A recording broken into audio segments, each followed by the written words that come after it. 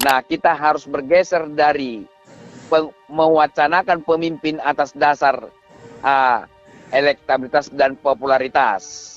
Karena elektabilitas dan popularitas itu pendekatan kuantitatif dan sifatnya sesaat, bukan permanen. Kenapa? Karena kuesioner pasti dibuat adalah kalau hari ini adalah pemilihan presiden, lalu siapa yang saudara pilih? Maka dipilihlah orang yang punya elektabilitas yang tinggi dan popularitas itu. Nah, kalau pemimpin kita atas dasar itu berarti kita mempertanyakan tentang kualitasnya. Pemimpin kita ke depan, kita butuh sosok pemimpin yang berkualitas. Oleh karena itu, harus kita bergeser dari wacana pemimpin yang elektabilitas dan popularitas kepada pemimpin yang berkualitas.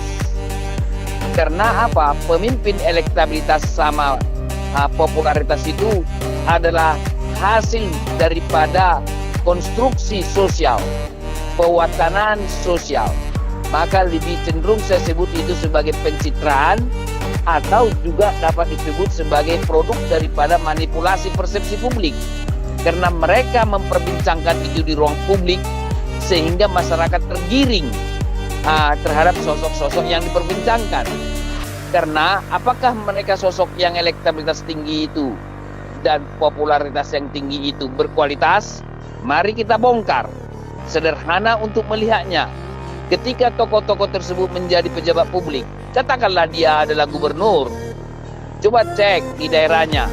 Sudahkah mampu dia memimpin rakyat di sana menjadi sejahtera? Misalnya, sudahkah pendapatan per kapita di sana meningkat secara signifikan selama memimpin? Pendapatan per kapita di daerah tersebut begitu-begitu aja, turun naik, tidak meningkat secara katakanlah 3 kali lipat daripada pendapatan per kapita sebelum dia menjadi gubernur misalnya. Artinya apa? Tidak juga dia katakan pemimpin yang berhasil. Tapi karena diwacanakan di ruang publik dan seolah-olah yang diwacanakan itu hanya keberhasilannya saja, dan itulah yang saya sebut di sosial media terjadi juga framing. Kelemahan-kelemahan mereka acap kali tidak terungkap ke permukaan. Kelemahan misalnya masih ada di sana katakanlah pembangunan yang belum jalan, baru kemungkinan dan kemudian ada juga di sana masyarakat yang masih di posisi miskin ekstrim, masih ada di sana orang dengan gangguan jiwa tingkat dini atau tingkat yang sudah dalam, ada juga pendapatan ekonominya yang masih menyedihkan, dan di gedung-gedung besar di kota-kota yang mereka pimpin itu, di balik gedung-gedung besar yang kelihatannya megah itu, di belakang masih aja di balik gedung itu ada orang tidak sejahtera, rumahnya tidak memadai, kemudian sanitasinya, kemudian tempat tinggalnya dan lain-lain sebagainya, masih banyak yang tinggal di tempat yang masih belum layak atau bahkan ada yang di tempat yang kumuh. Apakah itu dianggap sebagai pemimpin yang berkualitas? Cuma karena memang diwacanakan, ya jadi elektabilitas popularitasnya menjadi liking, disukain orang, padahal realitasnya tidak. Nah, oleh karena itulah saya katakan di awal tadi, pembicaraan kita harus bergeser kepada kualitas, pemimpin yang berkualitas, supaya nanti bangsa ini tidak terjebak nanti 5 tahun ke depan atas dasar daripada elektabilitas dan popularitas yang pendekatan kuanti. Harus kita bergeser kepada yang kualitas, pemimpin yang berkualitas. Analoginya sederhana, kalau pemimpin itu berkualitas, dia ibarat padi yang merunduk, semakin berisi semakin merunduk. Tapi pemimpin yang elektabilitas dan popularitas ibarat padi yang tidak berisi, dia akan menjulang ke atas, tapi isinya tidak ada, kosong isi padinya itu. Itulah konstruksi daripada wacana yang di ruang publik itu, di mana juga sosial media bisa dikendalikan oleh satu atau seseorang bisa mengendalikan beberapa sosial media. Mereka seolah-olah berwacana saling berdialektika, sehingga sosok tertentu yang lebih hebat daripada yang lain, padahal yang mengendalikan siapa? orang tertentu juga, bisa robot juga, bisa komputer dan lain-lain sebagainya dimobilisasi. Nah, untuk itulah kita harus bergeser kepada pemimpin yang berkualitas tersebut. Siapa itu pemimpin yang berkualitas? Menurut pandangan saya adalah pemimpin yang tidak begitu tertarik dengan wacana-wacana di ruang publik, tetapi mereka bekerja dan menunjukkan karya yang sangat luar biasa untuk bangsa dan negara. Antara lain, Airlangga Hartarto adalah pemimpin yang berkualitas. Kenapa saya mengatakan itu? Dia Menko Ikuin kita di masa COVID kita alami.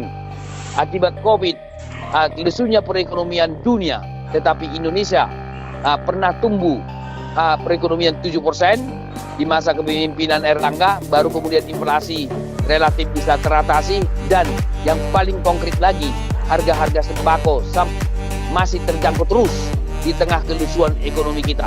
Ekonomi kita bisa berjalan, industri kita bisa berjalan, dan lain-lain sebagainya di tengah kelusuan ekonomi karena COVID-19, sementara negara-negara lain sudah mengalami kemunduran. Tapi Indonesia masih bisa pada posisi yang disebut pertumbuhan ekonomi yang sangat baik di tengah kelesuan ekonomi. Itulah contoh pemimpin yang berkualitas, yaitu Airlangga Hartarto. Oleh karena itu pun dia tidak begitu memperdulikan bagaimana persepsi publik terhadap dia di ruang publik. Tidak terwacanakan ke ruang publik oleh kelompok-kelompok masyarakat tertentu, tetapi dia selalu bekerja dan bekerja. Baru kemudian kita lihat Puan Maharani adalah tokoh yang berkualitas. Kita lihat salah satu contoh, ketika SBY pemerintah 2 periode, partai oposisi kan diperankan oleh PD Perjuangan, di mana ketua fraksinya adalah Puan Maharani. Dan keberhasilan daripada PD Perjuangan di 2024 menang pemilu karena kepemimpinan daripada Puan Maharani sebagai ketua fraksi. Karena kekuatan PD Perjuangan secara politik hanya di parlemen, tidak ada menteri mereka untuk mendongkrak atau mendekati rakyat, tapi mereka bekerja di parlemen di bawah kepemimpinan ketua fraksi PD Perjuangan. Itulah kehebatan Puan Maharani memimpin fraksi PD Perjuangan sebagai partai oposisi sehingga mendapat simpati masyarakat. Konkretnya adalah pemilu, mereka menang 2 pemilu 2014. Nah, kemudian kita lihat Puan Maharani ketika PMK, yaitu kementerian yang menyangkut tentang kesejahteraan masyarakat, kemanusiaan dan lain-lain, berhasil itu. Dia memimpin kementerian itu luar biasa. Sekarang dia memimpin ketua DPR kita. Saya kira berhasil. Salah banyak produk-produk yang dihasilkan yang pro kepada masyarakat yang masih terpinggirkan. Misalnya perlindungan terhadap anak, perlindungan terhadap ibu-ibu dan lain-lain sebagainya. Saya kira dia berhasil untuk memimpin. Nah, oleh karena itulah gabungan daripada Pandaikan dipasangkan Airlangga sama Puan Maharani sangat baik dari segi pendekatan kualitatif, pemimpin yang berkualitas yang bisa membawa bangsa ini 5 tahun ke depan. Kita tidak boleh terjebak kepada kepemimpinan yang elektabilitas, popularitas yang kuantitatif, tetapi kita harus masuk kepada pemimpin yang berkualitas.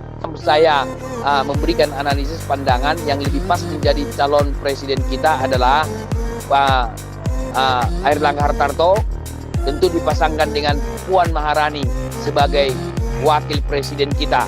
Jadi kombinasi daripada kemampuan mereka berdua, sebagaimana yang saya jelaskan tadi di awal, dengan pekerjaan mereka yang sangat bagus tadi, yang berkualitas di bidang perekonomian, yaitu Airlangga Hartarto, di bidang politik dan kesejahteraan rakyat adalah Puan Maharani. Kombinasi dari pasangan ini akan bisa membawa bangsa ini lebih baik 5 tahun ke depan. Untuk itulah saya melihat banyak orang belum melihat ini. Justru ini pasangan yang berkualitas atas dasar pertimbangan kualitas untuk memimpin bangsa ini 5 tahun ke depan. Dibanding para pemimpin karena memang elektabilitas dan popularitas yang sifatnya sesaat dan tidak permanen. Dan itu adalah produk daripada manipulasi persepsi publik. Intinya adalah mari kita pemimpin, mencari pemimpin kita 5 tahun ke depan. Karena pemimpin 5 tahun ke depan juga menentukan kepemimpinan selanjutnya. Karena banyak program, kebijakan, peraturan dan hal-hal yang bisa dilakukan selama 5 tahun akan menentukan perjalanan kita 5 tahun berikutnya, 10 tahun berikutnya. Karena apa yang mereka kerjakan itu pasti tanda kutip berguna, bukan tanda kutip, berguna. Tanda kutip berbekas dalam arti yang positif. Jadi berguna untuk bangsa dan negara. Ini kesempatan bagi kita di 2024 ini untuk memilih presiden kita atas dasar berkualitas.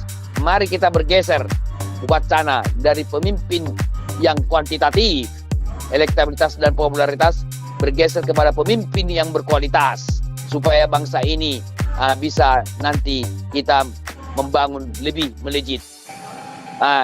Singkatnya adalah bahwa Airlangga Hartarto dan Puan Maharani, Airlangga sebagai calon presiden, Puan Maharani menjadi calon wakil presiden, pasangan yang sangat bagus di 2024 dan bisa membawa bangsa ini ke depan lebih baik 5 tahun berikutnya. Demikian, saya Emrus Hombing, komunikolog Indonesia dan sekaligus pengamat komunikasi politik nasional. Terima kasih.